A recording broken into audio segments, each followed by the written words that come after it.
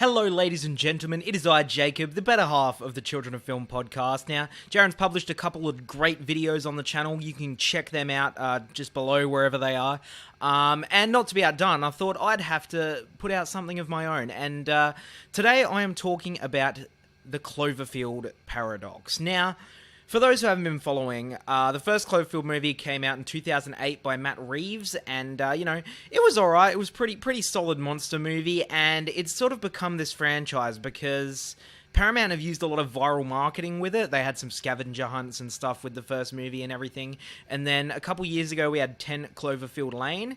And they're sort of setting it up as this sort of anthology series, like a Twilight Zone kind of thing. Sort of these loosely connected stories when really they're just sort of an excuse to have these original sort of horror thriller type movies. And 10 Cloverfield Lane was absolutely fantastic. Mary Elizabeth Winstead and John Goodman, brilliant performances. I think it's one of the best thrillers of the last few years.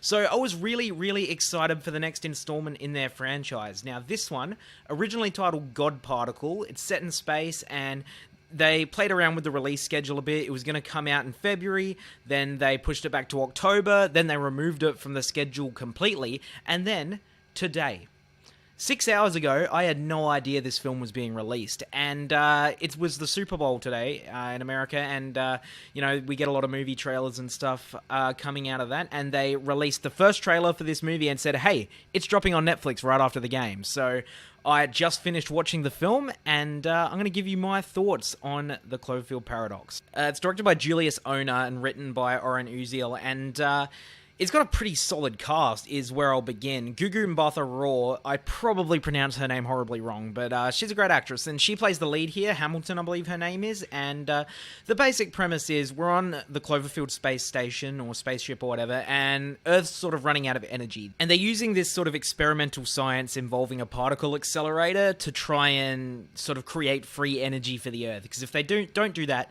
Earth is kind of screwed, and we got a crew, it's mostly set in space, we got our crew of astronauts, Gugu Mbatha-Raw, Chris O'Dowd's there, David Oyelowo, Daniel Bruhl, who is a fantastic actor, Aksel, Hennie, lots of great, Elizabeth Debicki is there, lots of great people involved with this movie, and I was just really excited because, let me tell you, I am a sucker for space survival movies. I loved the movie Life last year, which everyone else seemed to hate, so, you know, it's not too hard to impress me with these, and unfortunately I've got to say that the Cloverfield Paradox was a big letdown.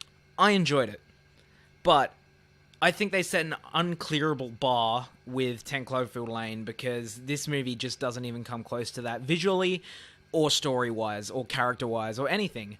It's a hard movie to describe without spoiling things, but what I will say is that it's just a bit of a mess. It's a real sort of mishmash of genres, taking things from better sci-fi movies. Now, I'm not saying everything has to be completely original, but they just didn't really pick a tone or a theme that worked. The first half of this is very entertaining. It's these astronauts, and when they sort of fire up this particle accelerator, it all goes wrong, and they kind of find themselves in another dimension, and shit starts going sideways, you know, the world starts working differently than what we're used to, and they get some creative scares and stuff out of that. There's one scare in particular involving someone being trapped in a wall that I was like, ooh, I'm interested here.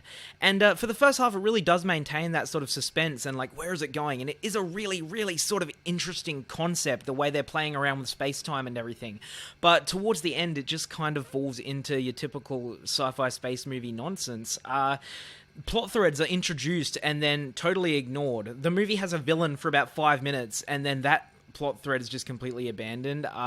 The core emotional arc with the main character was just really poorly developed because they don't use it for so long in the movie, but toward the end you're supposed to really care deeply about this character, and I just didn't, despite the way that it was directed. Like, you're supposed to feel emotions now.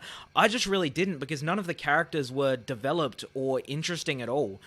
10 Cloverfield Lane had 3 main characters, and all 3 of them were more interesting than everybody in this movie. Just the protagonist, Gugu Mbatha-Raw, through no fault of her own, she gave a fantastic performance. It's just like, it just was not an interesting character, and as things ramped up towards the end, I just really did not care.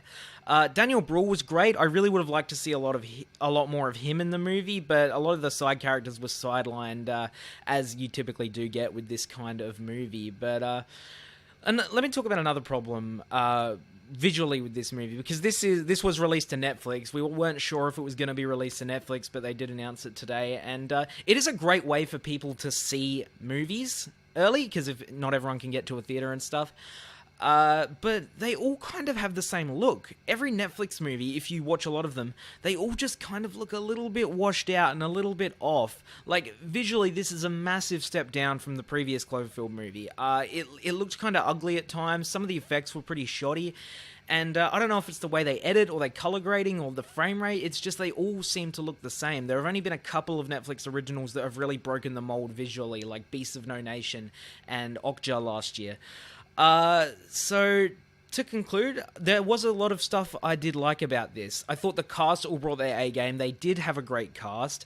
The first half had a lot of great wacky moments. I thought there was some good tongue-in-cheek humor that might not work for everyone, but did work for me. But towards the end, I didn't really care. And, at the start, I was all like looking for Easter eggs, like, oh, that connects to the Cloverfield universe, that connects to the Cloverfield universe. And by the end, it just kind of felt like a slap in the face and everything felt forced, because I'm like, I just don't care. The movie wasn't very well written.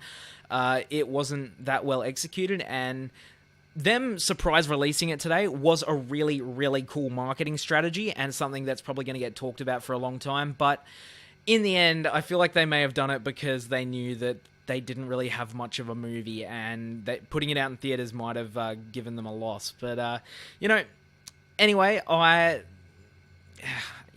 keen to see where this universe goes, but this was really not the step forward I was hoping for. So I'm going to give this movie a 5 out of 10. It is on Netflix if you want to check it out. I'd say it is worth checking out. It is just a little bit of a disappointment for me, but yeah, thanks for watching this review. Stay tuned, plenty more podcasts coming, and Jaren and I are going to be doing our film awards in a few weeks probably, so get keen for that. Have a great day.